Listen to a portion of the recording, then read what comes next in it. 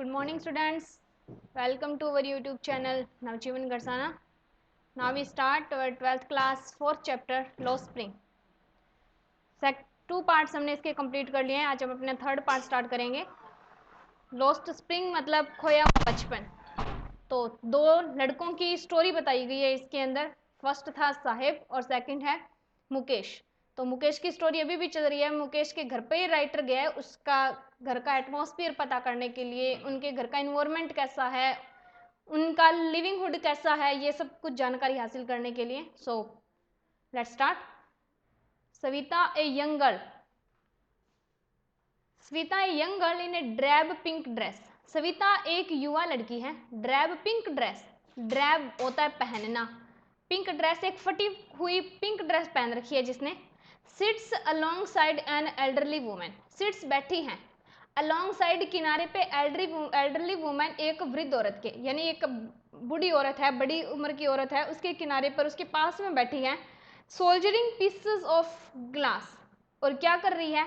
Soldiering pieces of glass. Glass के टुकड़ों को आपस में जोड़ रही हैं. As her hands move mechanically like the tongs of a machine. उसके हाथ मूव करते हैं. मैकेनिकली होता है मशीनीकरण के रूप में. मैकेनिकली क्या है? मशीनीकरण. उसके जो हाथ हैं वो मशीनीकरण की तरह मूव करते हैं. Like the tongue of a machine, जैसे कि किसी मशीन का चिमटा हो. जिस तरह से मशीन चलती है उसी तरह से उस लड़की के हाथ चल रहे हैं. आई वंडर, मुझे आश्चर्य हुआ, if she know the sanctity of the bangles she help make. मुझे आश्चर्य था कि क्या वो जानती है. सेंसिटिव, इसका मतलब क्या होता है? पवित्रता. क्या कहते हैं इसको? पवित्रता. कि क्या वो जानती है पवित्रता के बारे में. ऑफ द बैंगल्स, इन चूड़ियों की. सी हेल्प्स मेक, जिनकी सहायता वो कर रही है बनाने में, यानी कि जिस चूड़ियों को बनाने में वो सहायता कर रही है उस औरत की, तो क्या उस औरत को उन चूड़ियों की पवित्रता के बारे में पता है. It symbolises an Indian women सुहाग. ये प्रतीक है. सिंबलाइजन मतलब ये प्रतीक है. एन इंडियन, एक भारतीय औरत के सुहाग का प्रतीक है. ऑस्पिशियसनेस. ऑस्पिशियसनेस होता है शुभ.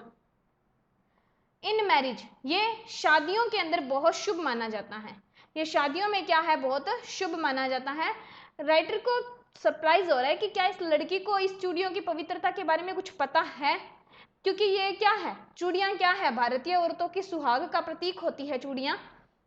ऑस्पिशियसनेस इन मैरिज, और शादियों में बहुत शुभ मानी जाती है. It will dawn on her suddenly one day when her head is draped with A red well. It will dawn on her suddenly, अचानक से उसे पहना दी जाती है. वन डे, एक दिन पहले. व्हेन हर हेड, जब उसका सिर. इज ड्रेप्ड, ड्रेप्ड होता है ढक देना, ढक दिया जाता है. विद ए रेड वेल, लाल रंग के घूंघट से. जब किसी लड़की के सिर को लाल रंग के घूंघट से ढक दिया जाता है, उससे जस्ट वन डे बिफोर, एक दिन पहले उसको वो चूड़ियां क्या कर दी जाती है? पहना दी जाती है. Her hands dyed red with henna. उसके हाथों को रेड डाइड होता है लाल रंग से रंगना. विद हीना, मेहंदी से. उसके हाथों को मेहंदी से रंग दिया जाता है. Red bangles rolled on her rest, और लाल रंग की चूड़ियां उसके कलाई में पहना दी जाती हैं. यानी कि लाल रंग की चूड़ियां उसकी कलाई में पहना दी जाएगी. उसके सिर को घूंघट से ढक दिया जाएगा. उसके हाथों में मेहंदी लगा दी जाएगी. तो उससे एक दिन पहले अचानक से उसके हाथों में क्या है? चूड़ियां पहना दी जाएगी. She will then become a bride, तो वो दुल्हन बन जाएगी. लाइक द ओल्ड वुमेन, जैसे कि वो बूढ़ी औरत बनी होगी. बिसाइड हर, जिसके पास में वो बैठी है.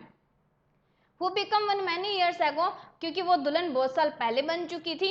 She still has bangles on her wrist, आज भी उसकी हाथों में वो चूड़ियां हैं. आज भी उसकी कलाई में वो चूड़ियां हैं. But no light in her eyes, लेकिन उसकी आंखों में रोशनी नहीं है.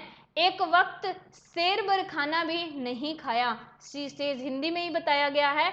एक वक्त यानी कि एक समय शेर भर खाना, थोड़ा सा भी खाना नहीं खाया. उस बूढ़ी औरत ने बताया. In a voice drained of joy, आवाज जो डूबी हुई थी. ड्रेन मतलब डूबना. आवाज जो कि क्या थी? डूबी हुई थी. ऑफ जॉय, आनंद में, खुशी में. She has not enjoyed even one full meal in her entire life time. उसने कभी इंजॉय नहीं किया, उसने कभी आनंद नहीं लिया. इवन वन फुल मील, पूरे भोजन का, यानी कि पेट भर खाना खाने का. इन हर एंटायर लाइफ टाइम, अपनी पूरी जिंदगी में. उसने अपनी पूरी लाइफ में कभी भी फुल मील एंजॉय नहीं किया, यानी कि उसे कभी भी एक टाइम का भी पेट भर खाना नहीं मिला था। That's what she has ripped. इसी वजह से वो क्या है, ये इस दुख को, ये पछतावा जो है उसके अंदर है। हर हस्बैंड, उसका पति, एन ओल्ड मैन, एक वृद्ध आदमी है, विद ए फ्लोइंग बियर्ड, जिसके लहराती हुई दाढ़ी है, फ्लोइंग लहराती हुई दाढ़ी है। सेज कहता है, I know nothing accept bangles, मैं कुछ नहीं जानता बजाय चूड़ियों के, यानी कि मुझे सिवाय चूड़ियों के कुछ भी नहीं पता। All I have done is make a house for the family to live in. All I have done, जितना कुछ मैंने आज तक बनाया है, इज मेक ए हाउस, एक घर का निर्माण किया है, for the family to live in, मेरे परिवार के लिए जो इसके अंदर रहता है। यानी कि मैंने अपनी पूरी लाइफ में एक ही चीज बनाई है, वो क्या है, हाउस, जिसमें मेरा परिवार रह रहा है। हियरिंग हिम, उसे सुनकर, one wonder if he has achieve what many have failed in their life time. One wonders, किसी को भी आश्चर्य होगा उसे सुनकर, इफ ही हैड अचीव्ड, कि उसने वो प्राप्त किया, मैनी हैव फेल्ड, जिसे बहुत लोग असफल हो गए प्राप्त करने में, इन देयर लाइफ टाइम, अपनी पूरी जिंदगी में। यानी कि उसको सुनकर, यानी कि उसने जब ये बोला कि मैंने अपने घर का निर्माण किया, तो उसको सुनकर ऐसा प्रतीत होता है, ऐसा महसूस होता है कि इस इंसान ने वो चीज अचीव कर ली जो शायद बाकी लोग अचीव करने में फेल हो गए थे, असफल हो गए थे। He has a roof over his head, क्या थी, उसके सिर के ऊपर छत थी, उसका अपना मकान था, जिसे बाकी लोग अचीव करने में फेल हो चुके थे। The cry is not having,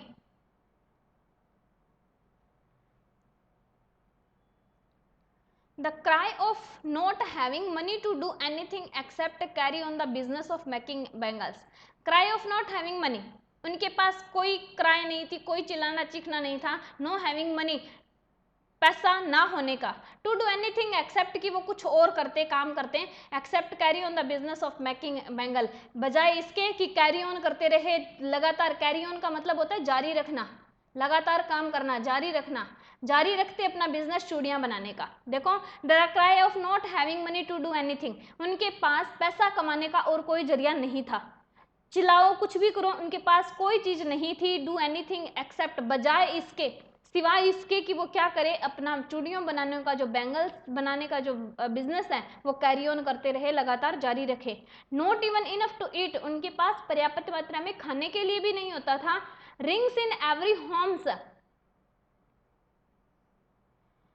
not enough even to eat, enough to eat, उनके पास खाने के लिए नहीं था। रिंग्स इन एवरी होम, प्रत्येक घर चक्कर लगाता था।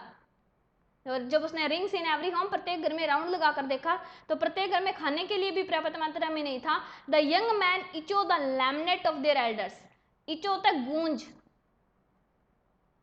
और लैमनेट होता है विलाप करना, दुख जताना, सैड फील करना, क्या है, विलाप करना। दोबारा लिखते हैं इसको, विलाप of their elders, young man, जिनके कानों में गूंज रही है, लैमनेट ऑफ देयर एल्डर्स, अपने बड़े लोगों का जो विलाप है, अपने बड़े लोगों का जो दुख की गूंज है, जो दुख की चीख है, वो आज भी यंग मैन के कानों में गूंज रही है। Little has moved with time, little, little का मतलब little, a little, the little, little मतलब नाम मात्र या ना के बराबर, लिटिल को ए नेगेटिव सेंस के अंदर लिया जाता है, तो little has moved with time, बहुत कम या फिर नाम मात्र का परिवर्तन आया है उन लोगों के अंदर, समय के अनुसार, टाइम के अकॉर्डिंग जो चेंज आता है वो उनके अंदर नाम मात्र का आया है। इट सीम्स, ऐसा प्रतीत होता है, ऐसा हमें दिखाई देता है। इन फिरोजाबाद, फिरोजाबाद के अंदर कोई चेंज नहीं हुआ, अगर हुआ है तो लिटिल, लेश मात्र हुआ है, थोड़ा सा हुआ है। Years of mind numbing toil have killed all incentive and the ability of to dream. Years of mind numbing toil, ये जो दिमाग को शून्य करने वाली चीज है, माइंड नंबलिंग टॉयल है, दिमाग को शून्य कर देना, जड़ कर देना, जमा देना। हैव किल्ड, उसने मार दिया है। ऑल इंसेंसिव, सारी शुरुआत को, इंसेंसिव क्या कहते हैं, शुरुआत या प्रारंभ। And the ability of to dream, या फिर सपनों की योग्यता को। यानी कि उनकी दिमाग की जो जड़ता है, शून्यता है, इतने सालों में कोई चेंज नहीं है, उन्हें पता है उसी तरीके से जीना है। तो उनका क्या है, माइंड नबलिंग टॉयल, उनका दिमाग शून्य हो चुका है, वहीं पर जम चुका है, जड़ आ चुकी है उनके दिमाग के अंदर, सॉरी। तो उनका जो माइंड नबलिंग है उस चीज ने मार दिया है, किस चीज को, वो सपना देखने को शुरुआत ही नहीं करते, इनसेंशियल, शुरुआत प्रारंभ करना, वो शुरुआत नहीं करते सपना देखने की। और उनके सपना देखने की जो योग्यता है, किसी भी ड्रीम को देखने की जो योग्यता है, वो भी क्या है, खत्म हो चुकी है, मर चुकी है। Why not organize yourself as into a cooperative? तो राइटर ने उनसे क्वेश्चन किया कि तुम ऑर्गेनाइज क्यों नहीं करते हो, ऑर्गेनाइज संगठन बनाना, एक ग्रुप बनाना, एक समूह बनाना। वाई नॉट ऑर्गेनाइज, क्यों तुम बनाते योरसेल्फ, तुम लोगों का इनटू ए कोऑपरेटिव, एक दूसरे का समर्थन दो, एक दूसरे का सहायक बनो। तो एक सहायक संगठन क्यों नहीं बनाते हो तुम लोग? I ask A group of young man, मैंने एक युवा लोगों का जो ग्रुप था, समूह था, उनसे क्वेश्चन किया, who have fallen into the vicious circle of middle man who trapped their father and forefather. जो युवा लोग थे वो क्या है, fallen into the vicious circle, vicious circle बोलते हैं हम कुचक्कर को या दुष्चक्कर को, बुरे लोगों की संगत, कुचक्कर, ठीक है, विशियस सर्कल, एक बुरे लोगों के चक्कर में। कौन से बुरे लोग, मिडिल मैन, मध्यम वर्गीय, मिडिल मैन का काम जो करते हैं, इधर भी सलटाते हैं, इधर भी, तो मिडिल मैन का जो कुचक्कर था उनमें फंस चुके थे। हु ट्रैप्ड देयर फादर, जिन्होंने जाल में फंसा लिया था, ट्रैप्ड फंसाना, फंसा लिया था, देयर फादर्स, उनके पिता को, एंड फोर फादर्स, उनके पूर्वजों को, फादर्स एंड फोर फादर्स, उनके पिता और उनके पूर्वजों को मिडिल मैन ने अपने जाल में फंसा लिया। और आज जो युवा आदमी है वो भी इस चक्कर में फंस चुके हैं। Even if we get organise, और यदि हम कोई संगठन बना भी लें, we are the ones who will be hold up, तो हम में से किसी को, होल्ड अप होता है घसीटना, घसीट कर ले जाया जाएगा, बाय द पुलिस, पुलिस के द्वारा, बिटन पीटा जाएगा, ड्रैग टू जेल, और जेल के अंदर डाल दिया जाएगा, फॉर डूइंग समथिंग इलीगल, कोई गैर कानूनी काम करने के जुल्म में। क्या कहेंगे, अगर हम कोई संगठन बनाएंगे तो हमारे साथ क्या होगा, हमें घसीट कर पुलिस जेल ले जाएगी, हमें पीटेगी, और हम पर क्या इल्जाम होगा कि हमने कोई इलीगल काम किया, कोई गैर कानूनी काम किया। देश से उन लोगों ने बताया, there is no leader among them, हम में से कोई लीडर नहीं है, no one who could help them see things differently, और हम में से कोई ऐसा भी नहीं है जो उनकी सहायता कर सके, सी थिंग्स डिफरेंटली, की चीजों को थोड़ा अलग तरीके से भी तो देखो।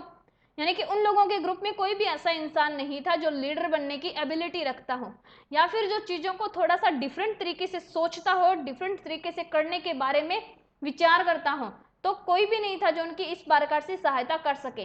देयर फादर्स आज as tired as they are, उनके पिता भी वैसे ही थक चुके जैसे कि आज वो थक चुके हैं। They talk endlessly in a spire, वे बात कर सकते हैं बिना रुके ट्रायल के ऊपर, इस कुचक्कर के बारे में, that moves from poverty to apathy, जो क्या है, मूव करती है गरीबी से सहानुभूति तक, टू ग्रीड, सहानुभूति से लालच तक, और लालच से अन्याय की तरफ।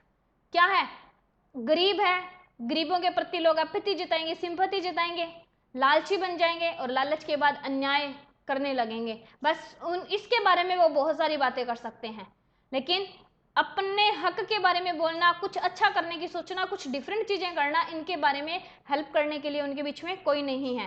लिसनिंग टू देम, उन लोगों की बातें सुनकर, आई सी टू डिस्टिंक्ट वर्ल्ड, मैंने दो अलग अलग संसार देखे। उन लोगों की बातें सुनकर मुझे दो अलग अलग संसार दिखाई दिए। अब ये क्वेश्चन है आपके आगे दिया हुआ बड़ा क्वेश्चन 60 to 80 कि दो अलग अलग संसार है, उनका वर्णन करो। वन ऑफ द फैमिली, पहला संसार कौन सा है, पहला है परिवार, caught in a web of poverty, जो कि जाल में फंस चुका है गरीबी के। पहला कुचक्कर, पहला संसार कौन सा है, गरीबी का संसार है, एक परिवार है, जो परिवार किसमें फंसा हुआ है, गरीबी के अंदर। Burden by the stigma of caste, जिनके ऊपर बर्डन, बोझ है, by the stigma of caste, अपने जातिवाद का, यानी कि उनकी जाति का, चूड़ियां बनाने वाले की कास्ट में पैदा हो गए, तो जो जातिवाद का धब्बा है, उनका बोझ उनके कंधे पर है। इन विच दे आर बोर्न, जिस जाति के अंदर उन्होंने जन्म लिया है, जिस कास्ट में उन्होंने जन्म लिया है। तो फर्स्ट क्या हो गया वर्ल्ड, फर्स्ट फैमिली होगी, जिस फैमिली में, जिस कास्ट से हम बिलोंग करते हैं, जिसमें हमने जन्म ले लिया। अब दूसरा, अदर ए विशियस सर्कल, दूसरा है बुरा चक्कर, एक बुरा ट्रैप ऑफ द साहूकार, middleman, policeman, keepers of law. साहूकार, साहूकारी का जो काम करते हैं, किसी को पैसे ब्याज पे दे दिए, उधार दे दिए, ले लिए, जो बीच में कमाई करते हैं अपनी। मिडिलमैन, मध्यम वर्ग काम करते हैं, एक इंसान को दूसरे इंसान से मिलाना और अपना कोई प्रॉफिट देखना। पुलिसमैन, पुलिस वाले। कीपर्स ऑफ लॉ, कानून के रखवाले।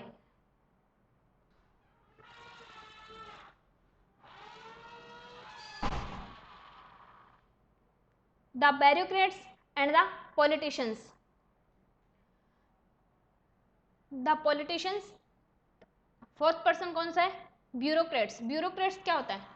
जो कर्मचारी होते हैं, किसी भी ऑफिस के अंदर काम करते हैं, तो पैसा लेकर के जैसे भी काम करेंगे, तो ये एक नौकरशाही भी बोल सकते हैं हम इसको। तो हिंदी में इसका मीनिंग होता है नौकरशाही, या दफ्तर में या ऑफिस में काम करने वाले। एंड द पॉलिटिशियन, पॉलिटिशियन कहते हैं राजनीतिज्ञ, जो पॉलिटिकल वर्क के अंदर इन्वॉल्व होते हैं।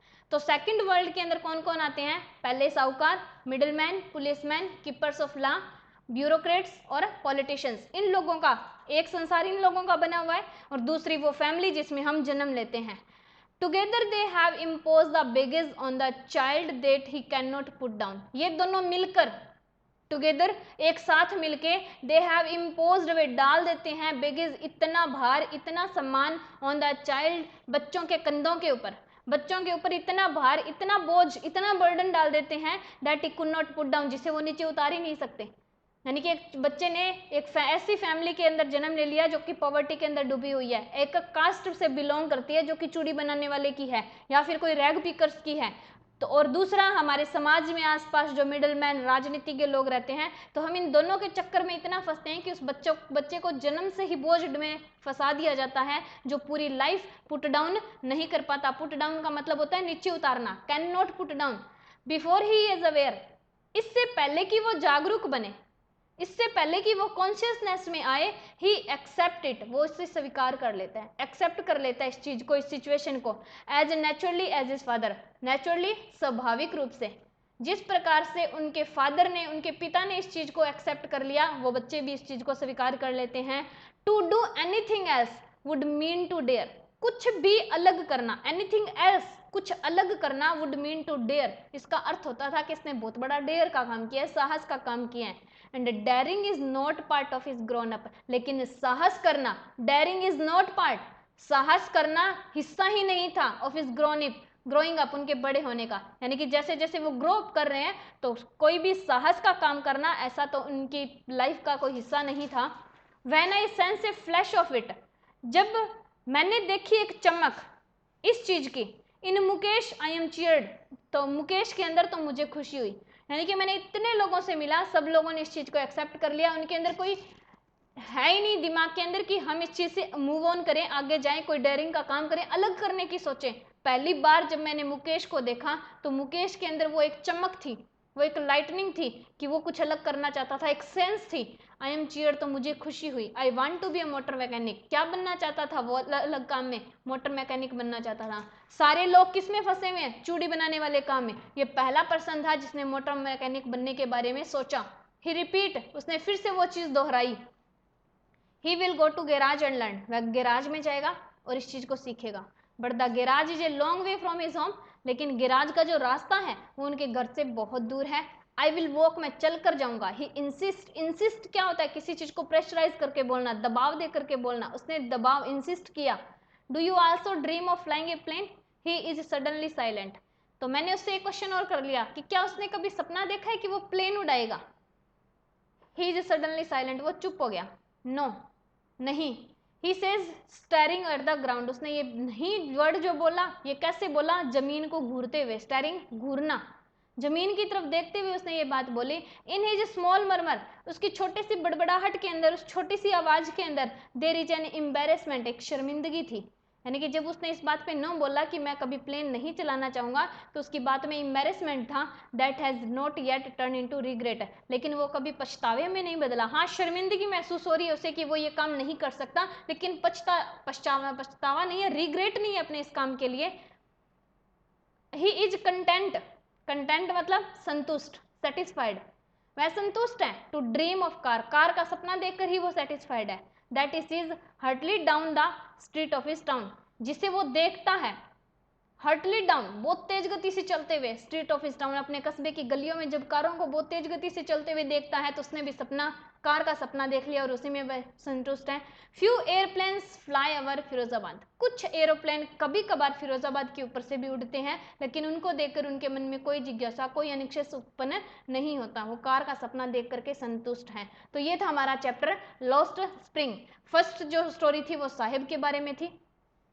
साहिब ने क्या शुरू कर दिया, टी स्टॉल पर काम शुरू कर दिया, फिर वो मोटर मैकेनिक बनना चाहता है। अब यहाँ पर एक मुकेश नाम का लड़का है जो भी चूड़ी बनाने का काम है, अब वो भी अपना एक नया वर्क शुरू करना चाहता है अपने इस काम से बाहर निकल के। बस चैप्टर किसके बारे में था कि जिस उम्र में बच्चों को पढ़ना चाहिए उस उम्र में ये बच्चे एक इलीगल वर्क के अंदर इन्वॉल्व हैं, ऐसा काम कर रहे हैं जिससे इनके परिवार का खाना मिल सके, उनके सिर पे छत मिल सके।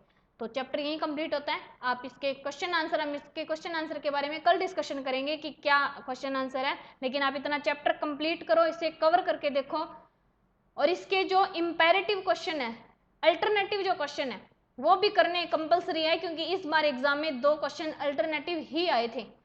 तो आज के लिए इतना ही, कल हम अपने इसके क्वेश्चन आंसर के बारे में डिस्कशन करेंगे। Thank you.